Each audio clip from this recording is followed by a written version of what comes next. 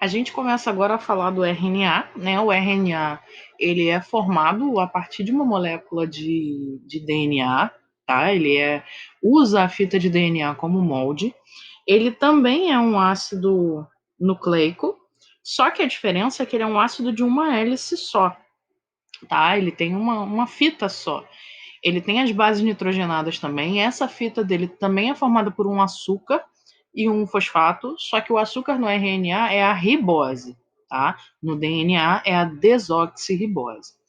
As bases do RNA, elas também são 4 e são parecidas com a do DNA. A diferença é que no RNA a gente tem a adenina, temos a guanina, temos a citosina.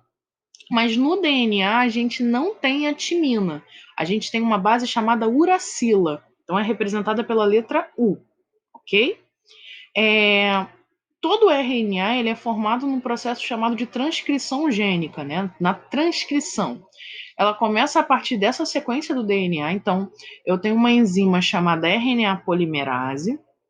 Ela vem como se ela estivesse escaneando, né? A minha fita de DNA. Quando ela encontra essa sequência aqui, ela começa a fazer a transcrição, tá? Como que ela faz essa transcrição? A gente tem o seguinte: a polimerase ela vem abrindo o DNA. Então essa aqui em azul é uma molécula de DNA com as sequências. Como é que a gente sabe que é DNA? Primeiro porque é a dupla fita e segundo porque olha as bases, ó, olha a presença do T aqui.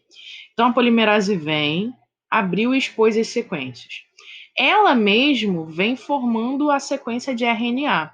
Então ela vai lá no núcleo da célula, onde eu tenho lá os meus nucleotídeos, as minhas bases soltas, e vem encaixando aqui para formar uma sequência de RNA. A regra de pareamento é parecida com a do DNA. G só vai se ligar com C, tá?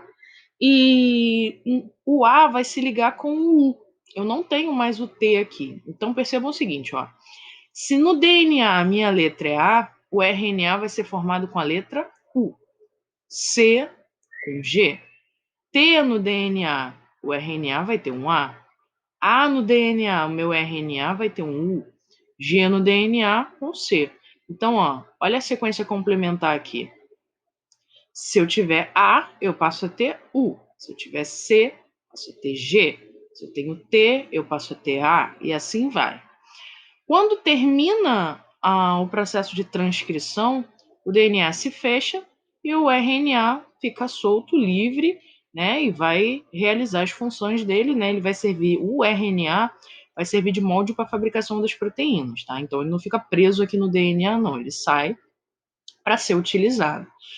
Um lado só da fita de DNA é usado como molde, o outro lado fica paradinho ali na dele, esperando o processo terminar, tá?